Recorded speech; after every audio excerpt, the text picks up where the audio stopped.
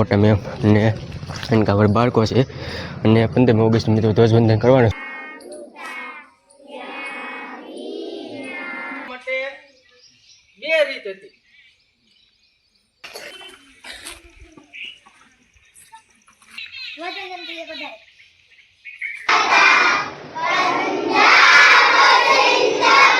Family મિત્રો welcome to Chirag Jetho વ્લોગમાં.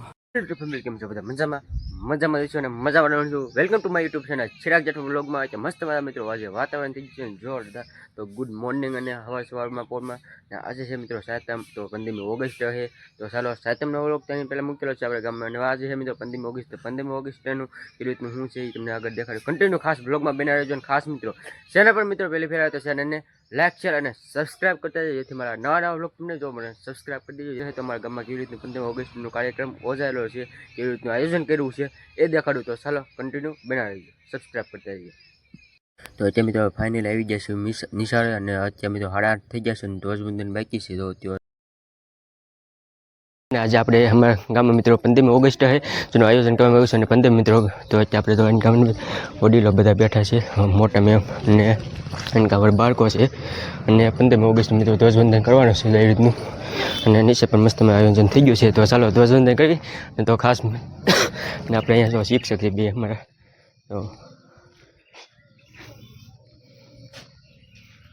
તો અત્યારે મિત્રો ફાઇનલી તો નિશાળે 1 થી 5 ધોરણના બાળકો છે. તો અત્યારે નાની ઉંમરના મિત્રો તો આ 5મા ધોરણવાળા આ બાજુ અને અનકામ 4, 5 એવી રીતના 1 થી 5 ધોરણના એટલા બાળકો છે. અમારી વાડીમાં નિશાળ છે ના. તો એવી રીતનું મિત્રો 15મી ઓગસ્ટનું ધ્વજવંદન કરવાનું છે. તો એવી રીતના બધા બાળકો તો અહીંયા લેનમાં બધા બેઠા છે અને તો એવી રીતનું આયોજન છે બધું કાંક. જો કપડા બધા વડીલો બેઠા છે અને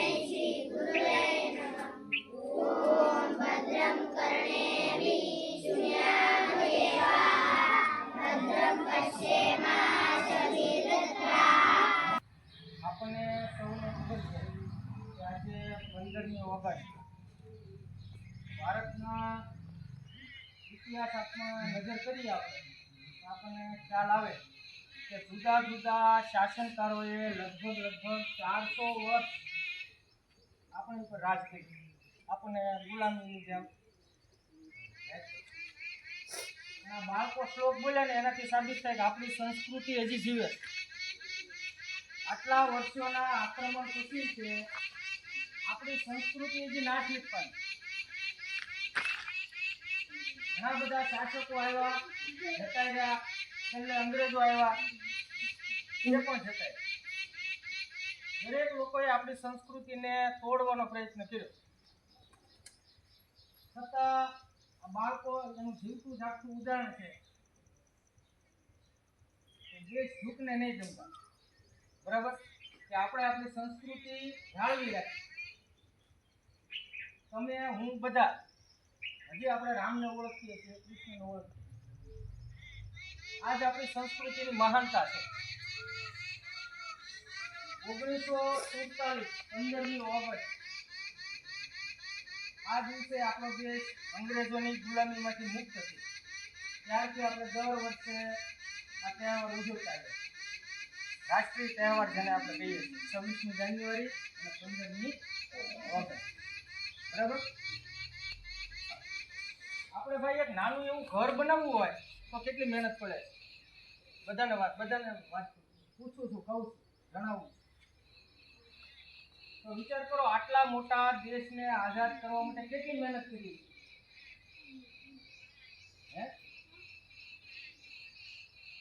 દેશને આઝાદી અપાવવા માટે નામ પણ ખ્યાલ ન હોય. બરાબર, દેશને આઝાદ કરવા માટે બે રીત હતી, બે ટીમ હતી દેશની અંદર. એક ટીમ હતી સત્યાગ્રહીઓ અને બીજી ટીમ હતી ક્રાંતિકારીઓ. આ બંને અલગ છે, બંનેની વિચારધારા અલગ છે. બંને દેશને આઝાદી અપાવવા માટે પોતપોતાની રીતે બંને પ્રયત્ન કર્યા. ગાંધીજી, સરદાર વલ્લભભાઈ પટેલ, લાલ બહાદુર શાસ્ત્રી, બરાબર, આ બધા સત્યાગ્રહીઓ. બીજા ઘણા બધા નામ છે, તમે હું બધા ઓળખીએ છીએ. સાથે સાથે ચંદ્રશેખર આઝાદ, ભગતસિંહ, ખુદીરામ બોઝ, મંગલ પાંડે જેવા ક્રાંતિકારીઓ પણ છે કે જેણે હિંસાના રસ્તે દેશને આઝાદી અપાવી, ઓલા અહિંસાના રસ્તે દેશને આઝાદી અપાવી. બંને પ્રયત્નો કર્યા અને પ્રયત્નના ફળ રૂપે આપણો દેશ 1947 અને 15મી ઓગસ્ટના દિવસે આઝાદ થયો. અને આ દેશની જે આઝાદી છે એને કાયમ રાખવાની જવાબદારી મારી અને તમારી છે. દેશ આઝાદ થતા થઈ ગયો, હવે મારે શું? આ પ્રખ્યાત પંક્તિ છે કે આઝાદ થતા થઈ ગયો, હવે હું? તો કે હવે આપણી જવાબદારી વધે છે. એ લોકોએ જે મહેનત કરી છે દેશને આઝાદી અપાવવા માટે, બરોબર, એ મહેનત સરભર રહે. એને એમ થાય ભાઈ નાના બરાબર છે, મેં આ લોકો માટે, અમે જે આ લોકો માટે કામ કર્યું છે એ લેખે છે. એની માટે તો કે આપણે આ દેશની આઝાદીને, દેશની અખંડિતતાને, દેશના વાતાવરણને સ્વચ્છ રાખવા માટે આપણા પ્રયત્નોની જરૂર. બરાબર, તો દર વર્ષની જેમ આપણે આ વખતે પણ ધ્વજવંદન કાર્યક્રમ છે. આરોહીબેન, મિલનભાઈ,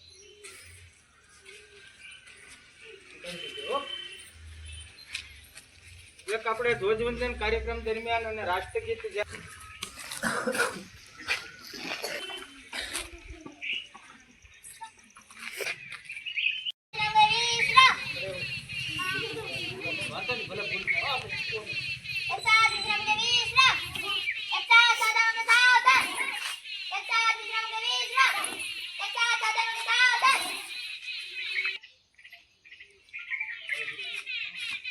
ભૂલ કરે આપણે શીખવું.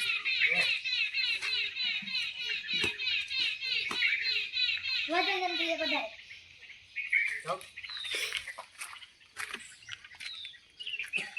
ત્યાં સરખું એક બરાબર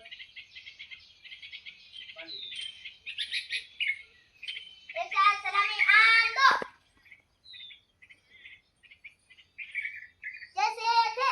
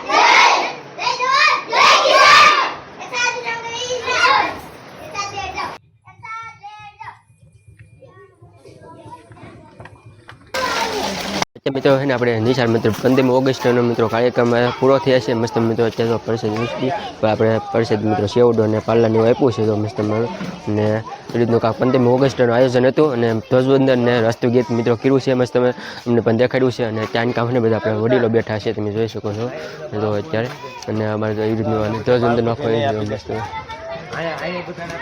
ધ્વજવંદન પણ થઈ ગયું છે અને મિત્રો કાંક પરિષદ આવે તો મિત્રો થઈ ગયું છે અને એવું રીતનું કાંક આયોજન હતું તો ચાલો આપણે ધ્વજવંદન ફાઇનલ મિત્રો અત્યારે અહીંયા છું ઘરે અને આ તો આપણે પહેલો ભાગ એટલે કે 15મી ઓગસ્ટનો તો અમારા ગામમાં એટલે કે વાડીમાં જ્યાં નિશાળ હતી ને ના મિત્રો કેવી રીતનું આયોજન કર્યું હું એ હતું તો આની પછીનો આપણે બીજો ભાગ બનાવીશું એ આપણે ગામમાં નિશાળ છે 15મી ઓગસ્ટ ના હું કેવી રીતનો કાર્યક્રમ એ અહીંયા મિત્રો આપણે છે ને બહુ સાંસ્કૃતિક કાર્યક્રમ ન હોય કેમ કે ધોરણ 1 થી 5ના વિદ્યાર્થીઓ નાના છે એટલે મિત્રો છે ને બહુ સાંસ્કૃતિક કાર્યક્રમ ન કરી શકે પણ આખા ગુજરાતમાં મિત્રો પહેલા નંબરની સ્કૂલ કહેવાય કેમ કે 1 થી 5ના ધોરણ વિદ્યાર્થીને મિત્રો મોઢે 50 શ્લોક બોલે 50 60 એમ કાંક શ્લોક બોલે એ પણ મોઢે એવી રીતનું પહેલાં તમે શ્લોક બોલ્યા પછી મિત્રો આખું આપણે રાષ્ટ્રધ્વજ કર્યું અને મિત્રો એવી રીતનું હતું 15મી ઓગસ્ટનો કાર્યક્રમ હતો તો ચાલો આ બ્લોગને આપણે અહીંયા એન્ડ કરીએ છીએ કોમેન્ટમાં મિત્રો જય હિન્દ લખવાનું ન ભૂલતા તો ચાલો બીજા ભાગમાં મળીએ ત્યાં સુધી બાય બાય પણ લાઈક શેર સબસ્ક્રાઈબ કરતા સબસ્ક્રાઈબ